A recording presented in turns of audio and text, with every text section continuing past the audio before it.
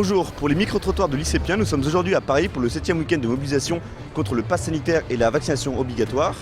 Prévention ou dictature sanitaire, nous allons tenter de savoir quel est l'impact du pass dit sanitaire.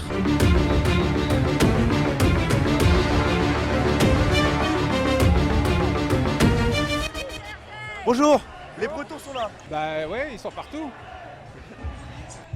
Messieurs, bonjour. Bonjour. Pourquoi êtes venus aujourd'hui à cette mobilisation? Pour défendre les droits humains. Eh ben, parce que je ne veux pas du pass sanitaire, hein, tout simplement.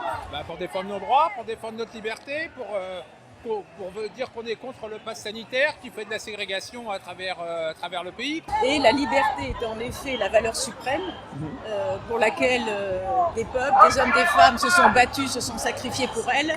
Et pour moi, la liberté est éminemment d'essence spirituelle et transcendante. Qu'est-ce que je fais là? Oui. Je vois la France, mais il faudrait qu'il le voit. Qu'il faut bouger, c'est tout, et qu'il faut que ça pète à la rentrée. Moi, vraiment, je suis pour un mouvement social énorme. C'est injuste ce qui se passe, on est censé être dans un pays de démocratie, dans un pays de liberté, et on ne peut même pas disposer de notre corps. Je ne suis pas anti-vax ou anti je sais pas quoi. Simplement, il y a des principes qui ont été débattus, qui aboutissent à une société à peu près équilibrée, principe de liberté. Je suis contre le pass sanitaire, qui est une injure à notre démocratie. La liberté, je tiens parce que je vais avoir 88 ans et je tiens à ma liberté. C'est insupportable de devoir présenter un QR code pour aller boire un verre dans un café. Contre Macron. Quelqu'un veut se faire vacciner ou injecter, on ne sait pas trop encore. Pas de problème, moi ça ne me gêne pas. Mais si la personne me dit moi que je ne suis pas injecté, je suis un paria, ça me gêne. Que représente pour vous le pass sanitaire? Le pass sanitaire, c'est un moyen de contrôle, de discrimination, de coercition. Après, on sera pucé, robotisé, etc. Salut Lisa. Donc, qu'est-ce que vous pensez du pass sanitaire? Je suis évidemment contre le pass sanitaire. Nous, on a lancé une pétition nationale contre le pass sanitaire en novembre dernier déjà. On entendait le petit bruit qui montait. Moi, c'est une question de principe. Ça me pose un problème énorme qu'on puisse différencier les gens dans leurs droits en fonction de leur statut sérologique ou leur carnet vaccinal. Et je sais qu'il y a des gens qui ne sont pas sensibles à cette question de principe. Alors au moins, regardez l'efficacité sanitaire, elle est nulle. C'est une passoire sanitaire, puisque les vaccinés infectés peuvent transmettre. Même la Cour suprême d'Espagne l'a refusé pour cette raison-là. Pour essayer de rester une démocratie, il faut dire ce qu'on pense, il faut dire qu'on refuse ça.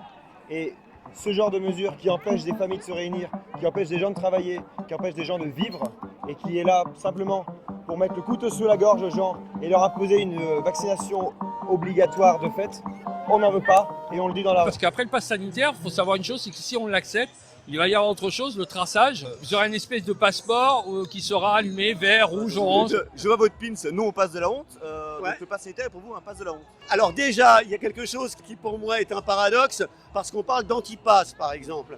Mais c'est le pass qui est une anomalie. De mettre une sorte de flicage comme ça pour les actes les plus anodins de la vie, c'est plutôt le pass qui est anti-vie quelque part. Que représente pour vous le fameux pass sanitaire? La fin de tout et le début d'un gros truc énorme dont personne ne veut, quoi. C'est juste notre mort. On est des cobayes, donc moi ni mes enfants, je ne veux que ça, quoi. On est en bonne santé, je compte bien y rester. Ça représente la division des citoyens en deux catégories. Et je ne suis pas un sous-citoyen. À mon avis, il vaut un peu plus que la moyenne parce que je suis biologiste moléculaire, etc. Donc je sais de quoi. Ça remet en question les principes de Nuremberg, ça remet en question la déclaration des droits de l'homme, ça remet en question la démocratie, on n'y est plus si on ne dispose pas de notre corps. Quelque chose d'un peu stupide, c'est-à-dire qu'on sait que le vaccin ne protège pas, on sait que il ne protège pas de la diffusion, il ne protège de rien de spécial, donc je ne vois pas pourquoi il tient en fait. Vous pensez que c'est liberticide le pass sanitaire? Oui, absolument. Absolument. Si je veux aller au restaurant, si j'ai pas le pass sanitaire, je pourrais pas aller au restaurant. Je pourrais pas aller au cinéma, je pourrais pas aller. Alors, je reste enfermé chez moi et ferme ma gueule. Mon toubib est contre le vaccin. C'est un médecin. Et le pass sanitaire, c'est une attaque à ma liberté. Comme beaucoup de Français, il y a de la pression au travail. Sans l'avouer, on peut vous forcer à le faire ou alors vous suspendre votre salaire. Ça n'est pas encore mon cas, mais vous avez des gens qui, sous la pression de leur chef de service, le font, le pistolet sur la tempe. De pouvoir exclure quelqu'un qui n'a pas son pass, c'est s'asseoir sur le droit du travail. Êtes-vous vacciné, vous? Ah non, pas du tout. Non. Et vous? Jamais. j'ai 60 ans, je vais avoir l'année prochaine, jamais je ferai me faire vacciner. Quoi qu'il arrive, je peux aller en tôle, c'est pas un problème. Êtes-vous vacciné du coup? Pas du tout. Et vous comptez pas, Ah le non, faire? jamais de la vie. Alors, je ne réponds pas à ce type de questions parce que ici, vous avez des vaccinés et des non-vaccinés. Ils sont tous amoureux de la démocratie. Vous êtes vacciné contre le Covid ou... Non, je suis vacciné contre plein d'autres maladies. Je trouve qu'on est rentré dans un débat irrationnel. Vous avez des gens qui se font vacciner, qui ont peur de choper la maladie. Donc on est en plein délire. Que chacun en son âme et conscience se fasse injecter ce qu'il veut, mais de là à nous menacer tout en disant qu'en même temps ça n'est pas obligatoire, je trouve que c'est quand même prendre les Français pour des idiots. Je me suis fait vacciner par obligation. Mais je suis contre. Certaines personnes parlent de dictature sanitaire. Qu'en pensez-vous? Pas que sanitaire, c'est une dictature avec un prétexte sanitaire, mais une dictature qui s'infiltre partout, dans les esprits, dans les actes, etc. Ah ouais, mais tout à fait. À partir du moment où on sépare le peuple pour faire les peuples qui vont avoir le droit et les peuples qui n'auront plus le droit, c'est une dictature. On peut appeler ça comme on veut. S'il y a des gens que le mot choque, ils peuvent appeler ça comme ils veulent. Quand Macron a dit le seul responsable c'est moi et s'ils sont pas contents qu'ils viennent me chercher, quelque chose dans le genre, et ben quand on a essayé d'aller le chercher, il était bien péteux. Un groupe de gens, une plutocratie, a décidé que le pass était bien. Mais est-ce qu'on m'a demandé mon avis à moi? Qu'est-ce que vous pensez des manifestations? Vous pensez que c'est utile d'aller manifester encore aujourd'hui? Manifester, c'est utile, mais à condition de dire la vérité. C'est important de sauver la France, hein, qui est aux mains d'une bande de gangsters. C'est pas le seul moyen, il y a des moyens juridiques. Maître Divisio est là notamment pour aider les personnes à faire des recours. Et il y a beaucoup de recours dans des centres commerciaux, dans un certain nombre de départements qui portent déjà leurs fruits. Il y a le boycott aussi évidemment. Il y a plein d'outils, mais parmi ces outils et parmi ces armes qui mettent la question du refus du pass sanitaire dans le débat public, c'est les manifestations. Donc c'est un outil évidemment très fort. Et en termes aussi bien politiques que métapolitiques, ça oblige tout le monde à voir que c'est un vrai sujet en France. Vous êtes content de cette mobilisation aujourd'hui? Très content. Et c'est la 41e semaine. On a commencé, on était 50. Et la semaine prochaine, ça va être vraiment un truc énorme. Ça montre qu'il y a des gens qui sont un petit peu contre ce qu'on nous impose actuellement. Parce que c'est de la dictature, on nous impose des choses qui n'ont pas à être imposées. Moi, je ne vois pas de tract où on m'explique la réalité des choses, où on informe les gens. Où sont vos tracts du coup? Mes tracts, moi je les fais sur place, là où je suis, j'habite sur Val-de-Reuil parce que je me réserve à ça. Là on fait une grosse rentrée, il y a des personnes qui étaient en vacances et malgré ça, ça a continué à augmenter. C'est la 7e, on parle de la 7e mobilisation. Oui. C'est la première fois que vous venez ou vous venez régulièrement? La deuxième. La deuxième fois. Parce qu'avant, je ne pouvais pas venir. Mais de là où j'étais, j'y pensais fortement. J'ai fait plusieurs manifs, là la semaine dernière j'étais à Rouen. Moi j'en suis à ma 7e manifestation. Aujourd'hui, non, moi je viens depuis le mois de janvier. Alors je suis aujourd'hui ici pour la 10e fois. Je viens toutes les semaines.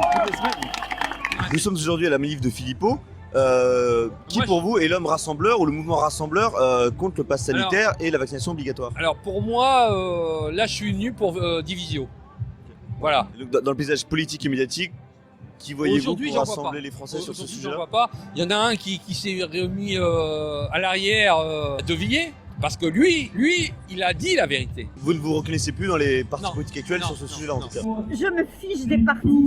Ce que je voudrais, c'est bien faire comprendre que ce qui nous fait nous mouvoir, c'est ce dénominateur commun, c'est-à-dire récupérer la liberté et surtout la démocratie.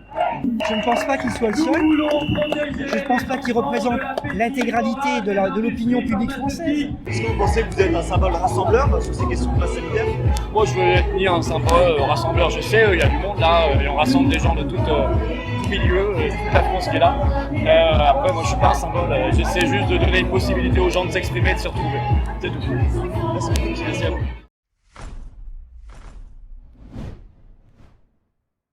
La promotion Charles Péguy. Alors c'est une école de sciences politiques à l'ICEP à Lyon. D'accord. Et cette année c'est la promotion Charles Péguy. Ah, quelle merveille! Vous aimez bien Charles Péguy? Je suis une Parfait. admiratrice inconditionnelle et à chaque fois que je passe près de la Sorbonne, je m'arrête devant la boutique des cahiers de Charles Péguy.